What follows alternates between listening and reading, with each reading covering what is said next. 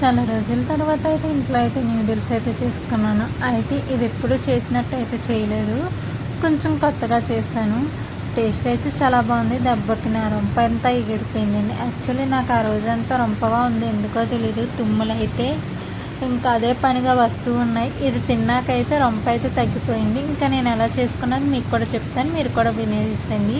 First అయితే కొన్ని ఎల్లుల్లిపాయలు, కొంచెం కారం, సాల్ట్ ఈ 3 కలిపి అయితే మిక్సీ పెట్టేసుకున్నాను. పేస్ట్ లాగా అయితే చేసేసుకున్న తర్వాత దాని తర్వాత స్టవ్ వెలిగించుకొని పాన్ పెట్టుకొని అందులో ఆయిల్ అయితే వేసుకొని నేను పేస్ట్ చేసుకున్న మిశ్రమాన్ని అయితే ఇంకా అందులో అయితే వేసుకొని కాసేపు వేగిపోయిన తర్వాత ఆ తర్వాత ఈపీ మసాలా అయితే వేసేసుకున్నాను. ఈపీ మసాలా వేసేసుకొని అది కూడా కలిపి కొంచెం వేగిన తర్వాత అయితే అందులో కొంచెం వాటర్ అయితే వేసుకున్నాను. నేను మిక్సీ పట్టాను కదా, ఇంకా అందులో వాటర్ అయితే వేసి ఇంకా అందులో అయితే వేసేసుకున్నాను.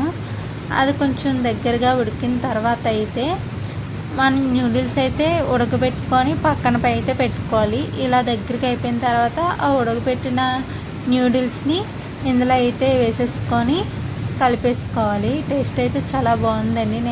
నాకైతే చాలా బాగా నచ్చింది. నా రొంప అయితే దెబ్బకి ఎగిరిపోయింది. తినగానే స్పైసీగా అయితే అనిపించింది. మీకు కూడా నచ్చితే కనుక లైక్ చేయండి, షేర్ చేయండి, సబ్స్క్రైబ్ చేసుకోండి. బాయ్.